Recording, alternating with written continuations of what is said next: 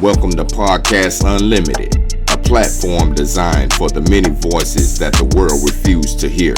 Our main focus is on those who are facing major forms of systematic injustice. We even the playing field. We are your leverage. We are Podcast Unlimited.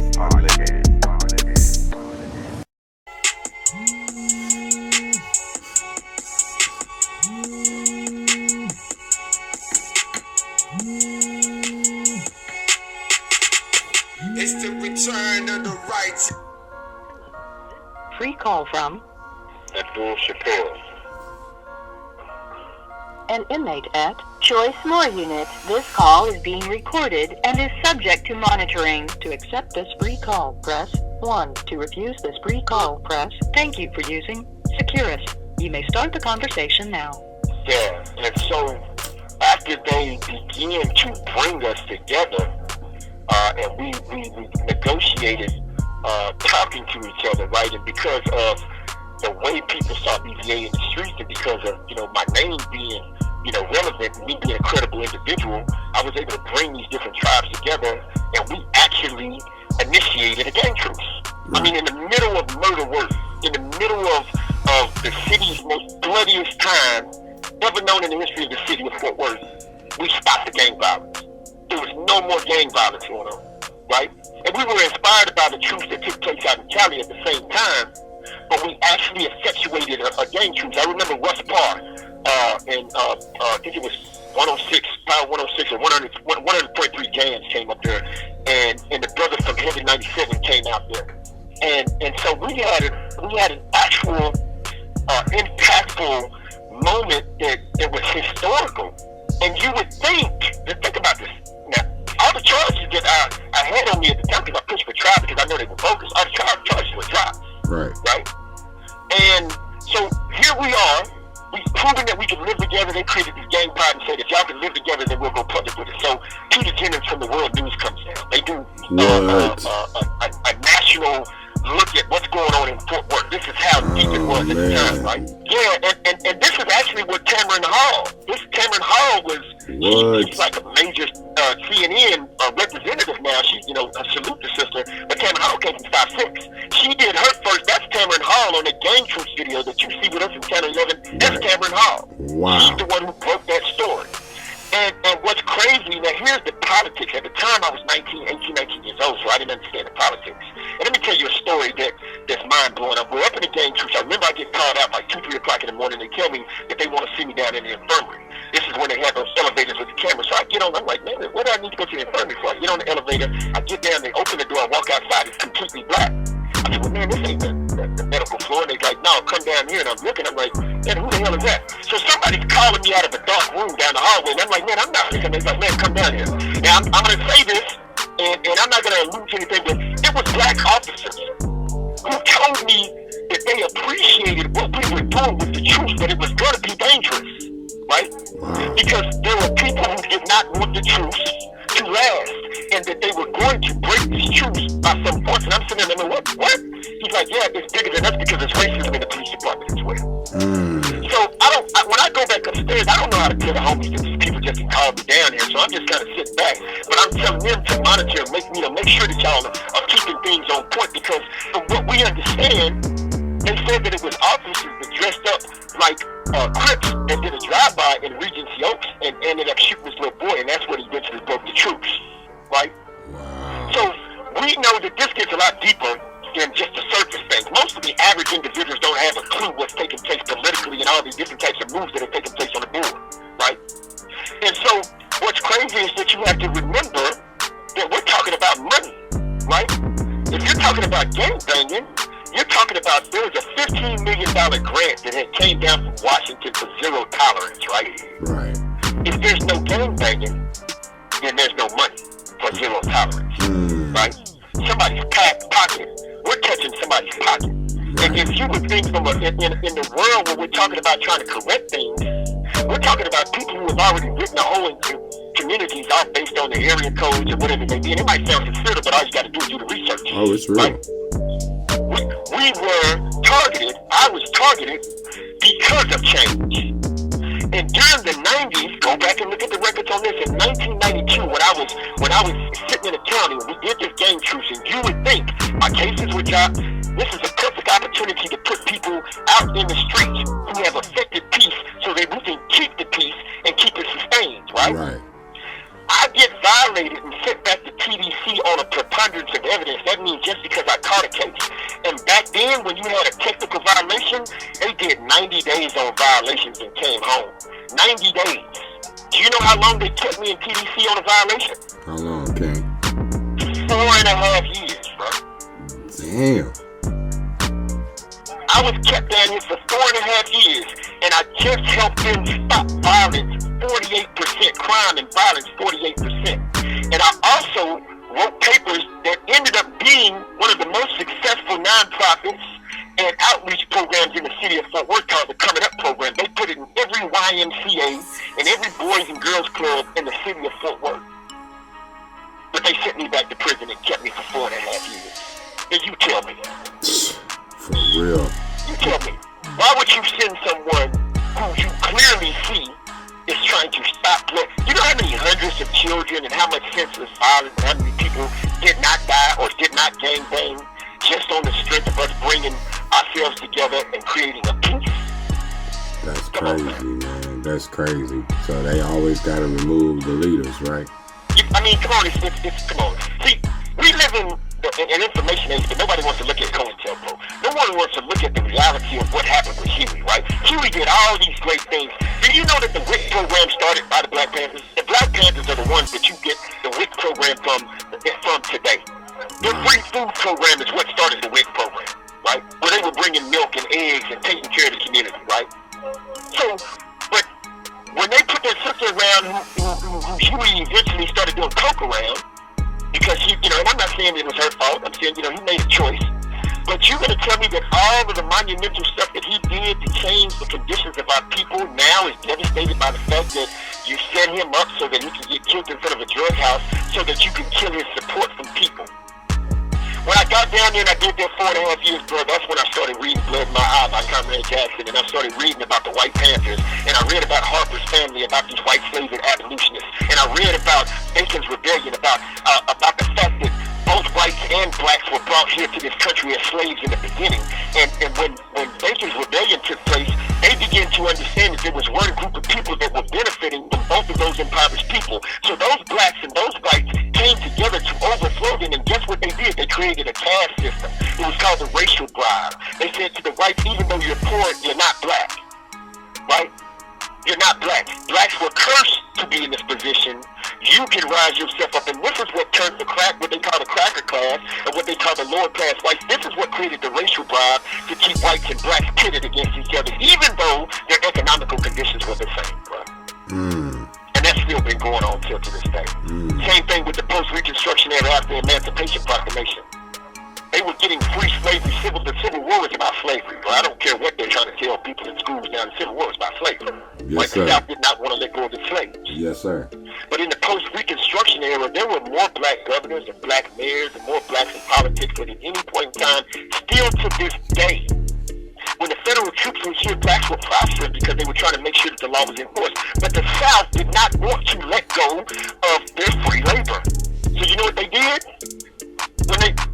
When after Lincoln was killed, now don't you think about this, and go back and look at the research. One of the best books that's done the most research is The New Jim Crow by Michelle Alexander. The sister shows that all of these blacks who were uneducated, who were taught all this time that they could not read, it was illegal for them to read, they were beaten and killed, things and such, they were free, but now because they didn't have any jobs, they were being arrested for vagrancy. If they were just walking, they would get incarcerated for vagrancy. And then they reincarcerated. And remember, the 14th Amendment says that slavery is illegal except for those who are incarcerated. So they locked up these brothers, created them by the droves, and then they started hiring them out on these plantations. And this is what we call the convict laws. Right now, in the morning, at 4 o'clock in the morning, down here in the South, there's going to be brothers that are going to be leaving from their prison, going out to the cotton fields to pick cotton right now. Man. This dudes, we're still on the plantation down here right now. I'm not legal. I'm 50 years old now, right? So I'm not in the squad. I got shot all up. I can't. But I remember being 17 years old and having to lay it down when I was in the fields down here before. And then I'm not going to take these cops. But the point, what I'm trying to get you to understand is that the biggest problem with us as a people is this lack of communication and inadequate knowledge of history, right? Right. And the thing that has taken place with me is that they've controlled the narrative. The true purpose of me being in here is because we mobilized too many people in disenfranchised communities. We did too much registration for vote. We inspired too many people to see that just because you come from the streets don't mean you got to stay in the mud all your life. Right. My existence is a threat. When you can show individuals that you can come from a certain condition, and before I came out of prison, I had 6 books on Amazon. I had wrote 9 books and published other individuals before I even came out. I had a clothing line, a publishing company, and a music distribution label, which is Schneider Hills of America, before I even came out of prison. So I'm showing individuals that you ain't got to stay out in these streets, bro. You ain't got to die in these streets. But you got to educate yourself. You got to transform the conditions that you're in ourselves. We can't keep waiting for people to change conditions in our communities that we can change ourselves. True. And this is why I'm in here. Because the charge that I'm charged with, bro, and see, and this is what I'm trying to do right now. I spent 2.5 years. I spent 2 years in the feds on this charge. They're not giving me my back time for the 2 years that I've already done it. The feds violated me and sent me to prison on this charge. Usually what takes place, if you're on federal paper and you catch a state charge, the feds usually wait to see what happens with the state before they violate you. In my case, they violated me, sent me back for 2 years, reinstated my paper, gave me the whole time I did on federal paper back.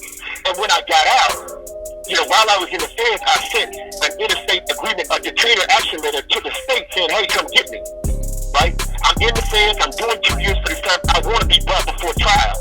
They denied my due process, they denied my speedy trial act. They sent a letter back saying we don't have any warrants and we don't want any detainers, and I had a detainer on me at the time. So 10, 15 months later, they let me out of prison. I contact the county, they're telling me I don't have no charge. I take a screenshot of the doctor sheet. It's absolutely blank when I get home. My PR is playing along with things. 7 months later, she starts asking me these questions about the county. I said, well, I called down there. They're telling me I don't have no charge. She said, well, they're saying you're supposed to be going to trial. I said, well, if they're calling you, why they ain't calling me? So she doesn't say anything. 4 months later, she asked me the same question. We have the same exchange again. She doesn't say anything. About 2 months after that, I get violated by her by helping somebody who's homeless. They give me 4 months, and the Judge Pittman says on record, I studied and reviewed you. It looks like you're doing God's work. I see that you've been on paper 6 years on a 5-year supervised release. I'm going to take you off paper. I was scheduled to be released March 15th of 2022. When I was about to walk out the door, all of a sudden out of nowhere, they give me a $250,000 bond, which they're saying is for a bond forfeiture. And they put a detainer on me, and then they take me to the county that I had been asking before I got released from the feds to come get me. They're not even giving me my back time that I did for the case already. And how can you arrest me for a bond forfeiture when I'm not even on bond, huh? How you gonna put a warrant out for me for a bond forfeiture and I'm not even on bond? Man, come on, man. And this comes about because we were doing voter registration. You gotta remember, I was trying to help that O'Rourke get in office. We've done commercials. You can look at the commercials. We've done commercials because I believed in what the brother was talking about, right? John Albert Roberts was running for the head DA against Sharon Wilson, right? We were helping him. We were taking him to the college stations and things of the sort so we can get young people to see we need effective leadership in the DA's department. Sister Vanessa Abdil was running against Kay Gingrich, right? Deborah Peoples was running against Betsy Price's mayor. And then I was sitting on the board of an organization that I helped them create from a community center that I helped them build on Las Vegas Trail called the LBT Rise with City Councilman Brian Bird, and they were putting rumors out that I was trying to run against him once I got off paper. Well, everybody that I just named, I'm not pledging to any political group, because when you look up on the stock market, you can't distinguish a Republican from a Democrat based on what they're investing in, bro. True. It's theatrics. It's like wrestling. These people are friends. Right. They're exploiting the uneducation and the miseducation and the bad communication between poor people, from whites, blacks, Mexicans, and everybody else, whether you're Christian, Muslim, or Jew. We are in this condition because we don't communicate and we're not paying attention. That it's better to keep us divided, not understanding that we're all fighting for the same thing. And everybody just, what do we want? Whether you come from an Aryan background or a Black tribe or whatever it may be that you might think that you profess that you are, the only thing that we want is equal opportunities, bro. We want better jobs. We want better healthcare conditions. We want to live off inside communities that are not drug infected. And I'm not saying that that we're not supposed to hold ourselves accountable, because we are. We're supposed to hold ourselves accountable, but there should not be an overwhelming influx of drugs flooded in impoverished communities like they are, bro. None of this is by coincidence. And when you wake up people and you try to educate people to the truth, you become a target. And it's no different with me, bro. They had the power of the media to change the narrative of my story. And they spit in the face of all three many community centers. When the 5 police got shot off in Dallas, they asked me to come out there with Bishop Pastor O to try to bring peace in the streets, to help them when there was chaos in the streets out there. We've spoken to thousands of kids, partnered with the Fort Worth Police Department, did tours through schools to talk to kids about what to do and what not to do when they come into contact with the police. We've gotten homeless families off the street and got them into homes. We helped stop human trafficking. We are effectuating change in the community, and that's not what they want to happen to people who are supposed to be bound by drugs and gangs for the rest of their life, bro. Exactly. That's just real talk. Man, I feel you, King. That's 1,000% right there.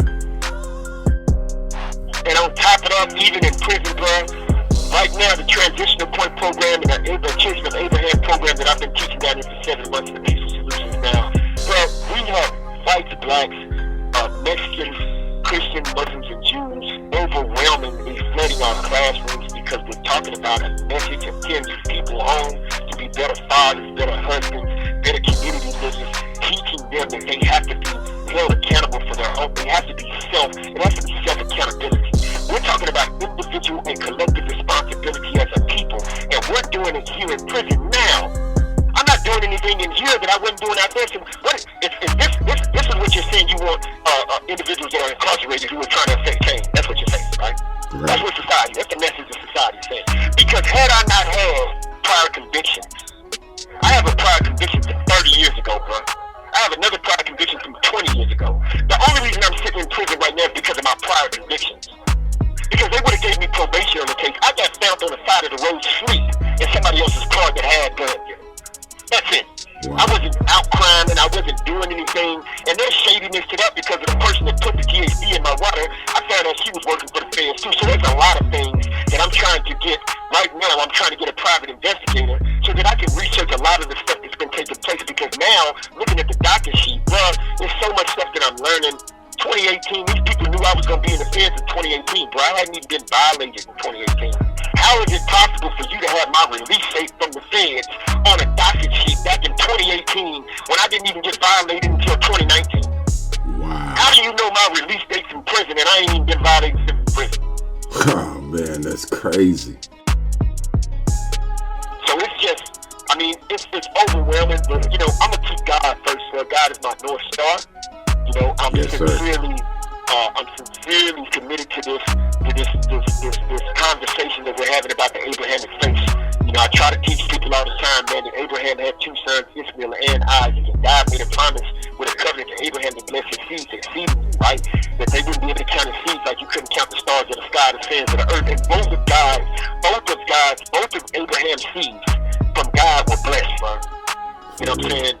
People try to say that Hagar was an illegitimate wife in Genesis 16:3, man.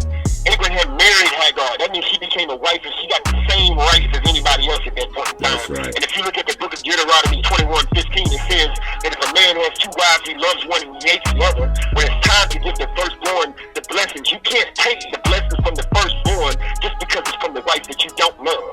Right. We're not trying to big up one group over the other, but Moses, Muhammad, and Jesus are cousins, bro. They come from the same bloodline, from the same 2 brothers, Ishmael and Isaac. Why are we not teaching that 90% of our faiths are the same instead of talking about the 10% difference, bro?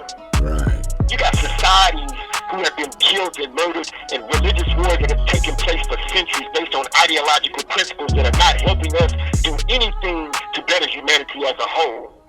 People have the right to pray which they pray, whatever you want to pray, but we're praying to the same God, bro. So that's what I've been on down here, trying to keep my mind focused on doing something positive as I fight my case, bro. But I don't believe I should be down here. I'm not running from the responsibilities of the failures and the things that I did. I made some mistakes. I'm human. Yes, sir. But I'm not down here because I got on drugs. I'm not down here because I got depressed. I'm not down here for any other reason other than the fact that they do not want people be inspirational and teaching. A lot of the people who turned their back on me, who were supposed to be about the community, it ain't no different than being in the slavery times, man. You got house Negroes and you got field Negroes, man. Right. And the house Negroes is gonna protect the plantation. And just being real, I'm considered a field nigga because I stayed out in the streets and I believe that the people that are closest to the problem are closest to the solutions. I ain't never abandoned the streets. I ain't never abandoned people that had drug problems or had gang problems because I believe that those are the most effectual and those are the most effective teachers, bro. Yes, we sir. just have to instill within them some hope and uplift them and give them the tools and the ability to understand that their mistakes and their experiences are things that can help change other people who are going through similar things, bro. Yes, sir. That's why they try to shut up Brother Game. Real talk, bro. Man, that's real, King, man. Well, you already know we gonna stand with you till the walls fall like Jericho. You dig what I'm saying? For sure, bro. For sure. That's fun, man. I want to shout out to you, bro, and you know, Buddha, and Mr. Everywhere, and all the brothers from UAK, Demo up in Baltimore, Make a Earn out there in Cali with MSM Music. You know, Sister Goldilocks out in Atlanta with Fleetwood. Yes, sir. You know, our brothers Cap out there in Atlanta. LRP, and I wanted to, you know, you spoke about Big Psych, man, and I wanted to say this, man. RIP to Big Psych, man. That was my dude. He gave me so much knowledge about things, man. You know, Big Psych from, you know, we were actually in the works of doing a Thug Life 2 album, right? Mm-hmm. Big Psych I met Big Psych from my partner Big Sam in the Feds. Big Sam had a record label called LRP, Long Range Pimpin' Entertainment, right? Right. And LRP, if you go on YouTube and you Google the Hux Fam, right? HUXFAM, they had a documentary series that came out back in the day called The Goodfellas, right? Right. And The Good Life, The Good Life, but it had The Goodfellas in it. Let me get that right. Some of the cast from The Goodfellas were off inside the video. Scott Storch was one of the producers. You know, my partner Big Sam kicked it with Johnny J. Johnny J did a lot of Cox music, right? Right. And I got introduced to Big Psych from Big Sam. Okay. And he introduced me to him before I came out of the fence, man. And then, you know, we got word of what we was doing with UAK, man. And he was on all of the bi-weekly calls, and man, just gave me so much direction and taught me so much about the struggles that Pac was going through, man. And he loved what we were doing, man. And I feel, you know, this first album that like I told you, the first album that we dropped is going to be dedicated to Big Psych. You know, he told all his homies out that way about us, man. And it's just a mountain of love for the brother, man. And his story is one of the stories that I would like to do in a docu-series as well, man, because he was a real influential dude in more ways than people may know. You know, the sad part, but I'm going to end with this. The sad part is that when we have individuals amongst us, we never recognize the individuals who are paving ways, right? Who are trailblazers until they're dead. We didn't realize how great Nipsey was. The monumental stuff that he was doing with the marathon until Nipsey was gone, right? And this is one of the reasons that Boosie said, "Give me my flowers while I'm here. Don't come to my funeral and give me no flowers and talk to me about how great I was when I'm dead. Right. What about when a brother's here?" This is why I used to get into it with the people in the community when they were screaming Black Lives Matter, because here I am with these young people, and I'm saying, well, what about their lives matter and why they alive? Right. You know, why we gotta wait until they get killed before we protest them? Why can't we do some things right now? Why can't we set aside our differences and our egos and our prestigious ambitions and come together collectively as groups so that we can stop this stuff that's going on in our neighborhoods? Exactly. You know, because if Black Lives Matter, they gotta matter when we alive, bro. Yeah, that's true.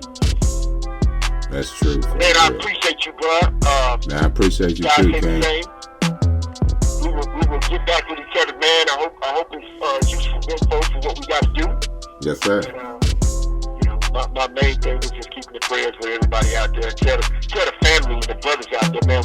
We got everybody collectively together for a reason. Is to understand that your network is your network, right? You know, you have access to communities all around. We have to stand up together and be the people that we're waiting on to come change our conditions, right? Yes, sir. And so UAK was always about us collectively coming together to hold ourselves individually and collectively responsible for sharing with each other businesses and economical growth and pulling each other up and eating with each other. This was a table and a platform that everybody was supposed to drop the resources on, eat together, and then use the resources to empower and feed your personal tables. You know, we don't need anything from your personal table, but we gotta come together collectively. See, a lot of things is, most of the time, people that got time ain't got money, and the people that got money ain't got no time. But we gotta start making time and start making things valuable. What's more valuable is life, bro. Yeah. That's what's more valuable. Seeing these young people given an opportunity to really change their life. Yes, right? sir. Not having to watch our kids grow up in the system, in the school to prison pipeline. That's what's most important. Stopping the mental and spiritual and the physical abuse that's taking place in our own neighborhoods. How you gonna love your hood and you contributing to the destruction of your hood? Right. How you gonna love your hood if you say that, you know, we got so much love for our neighborhoods, but we're not willing to stop and take a real look and work with each other to change the conditions and bring about the resources and the trades and the things that will make us better so that we can become self-sufficient and sustain the change in our neighborhoods. True. We don't want fly-by-night change. We want sustainable change. Right. And it's Exactly. incumbent upon us for us to be able to do it, bro. It shouldn't be an option at this point. It should be an obligation. That's Exactly. all I want to say, man.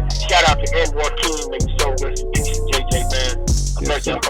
JJ, TJ, Jacob, Leroy, LaMelo, all my little crew, man, that ran with me on Las Vegas Trail. All those teenagers, man, that I saw that never really actually had a chance in life, man. I love y'all, man. Keep your head up and remember what I say daily on YouTube, man. We got to get our babies off the street, man, because they dying out here. It ain't, you know, worrying about who got what car and who can do this and that. That don't mean nothing, man, if we can't change the conditions of ourselves and our communities. We need to be dedicated to that fact. And who cares what organization spearheads it? Be a part of the change, bro. Yes, Who sir. cares what name is on the front? Who cares? As long as we collectively are really actually changing something, that's what should matter, bro. That is real, King. And you stay up, bro, and I appreciate you, man. I'll talk to you when we talk, bro. Yes, sir. Salute, King. All right, one love. One love. The caller has hung up.